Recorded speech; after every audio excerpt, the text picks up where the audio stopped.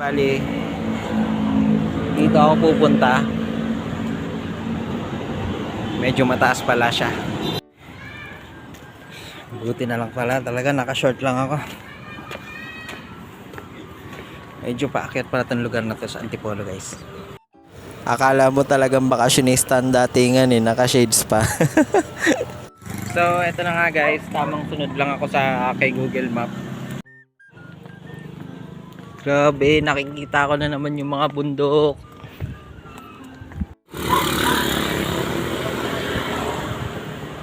Ang hirap pala dito pagka uuwi kang lasing.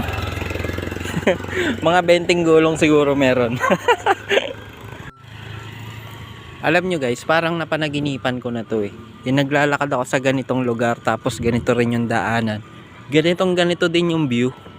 Di ko alam kung ano bang tawag dun. Daybaju. Basta. Ganun na yun. Eto na nga guys. Bali, ayon kay Google Map, medyo malapit-lapit na ako sa pupuntahan ko.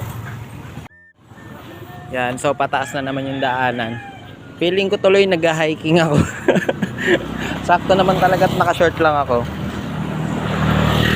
Ayos na rin yun para hindi mahirap umakbang. Grabe naman to si Google Map. Daming liko-liko oh.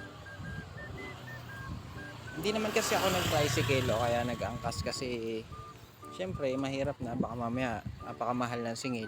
Ma-short pa ako ng pamasahe kaya ayan. Tamang walking lang. Turn right onto Tulip Street. So ayun guys, update lang. Nakarating na ako dito sa may Addition Hills. Nakita ko na yung toda nila. Mag-a-apply kasi akong tricycle driver. Uy. So ayun guys, tamang lakad na naman tayo. Minsan talaga hindi accurate si Google magsabi ng daanan. Buti na lang talaga palatanong ako. Kaya ayan, kahit na pawisan na, feeling fresh pa rin. Sarap para tumira dito sa Antipolo guys. Mahangin kasi maraming puno. Tapos kitang kita mo yung mga view ng bundok. Ayan o. Hey. Bakit ganun guys? Parang dumaan na ako dito. Ba't parang umiikot lang ako? Sabi kasi pangatlo tas kaliwa. Pangatlong kanto kaliwa. Hala.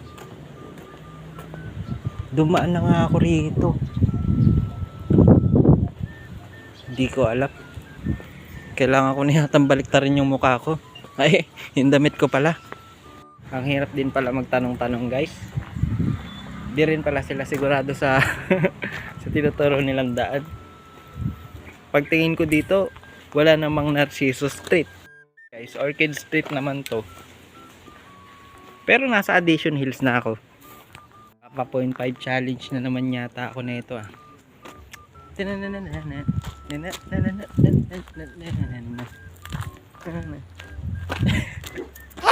Nabangag na. Talaga guys, una pa lang sa delivery rider na ako nagtanong. Ayun. Nakita ko na yung tamang street na pupuntahan ko.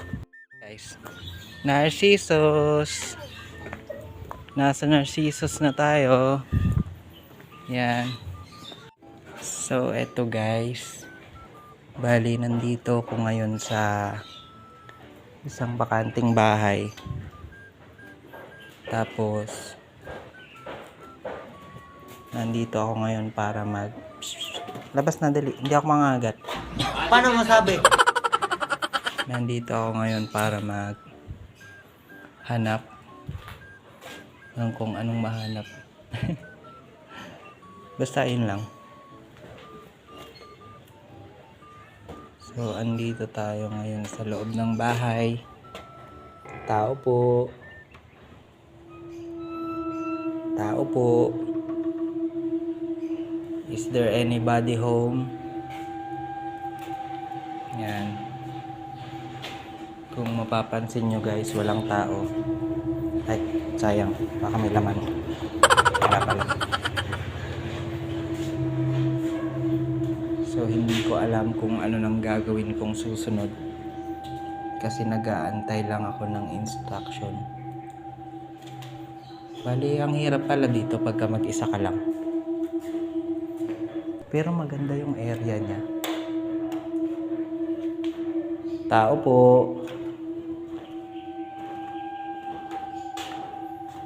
Tao po ako.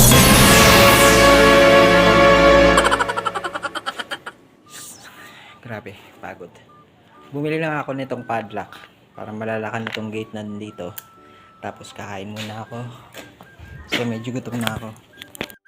So ayan nga, pagkatapos kong kumain ay umalis na ako. Tawan-tawa talaga ako sa pinagagawa ko habang ine-edit ko tong video na to. Bali ayun nga, kailangan ko pumunta ng Antipolo City Hall kasi pina-assess ko nga yung lupa para mabayaran yung amilyar. Bali sa mga nagtataka kung bakit ako nagpunta doon, basta inutusan ako, yun lang. Wala na maraming tanong, basta yun lang. Inutusan ako, tapos ayun nga, pumunta ako dito para magpapa-assess ng amilyar. Tapos pagkatapos niyan ay pumunta ako sa may simbahan ng Antipolo kasi nga malapit lang din naman dito, at saka Ash Wednesday kasi ngayon, Valentine's Day tapos Ash Wednesday. Pero bilang wala naman tayong kadate at solo lang tayo, ayan, magsimba na lang at ipagdasal natin ang mga pinagkakautangan.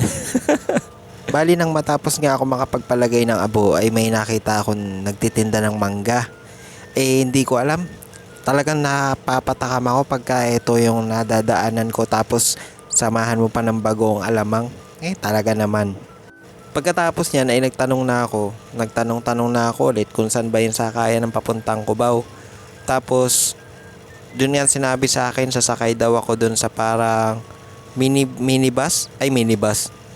tricycle na kulay green para papuntang Robinson daw.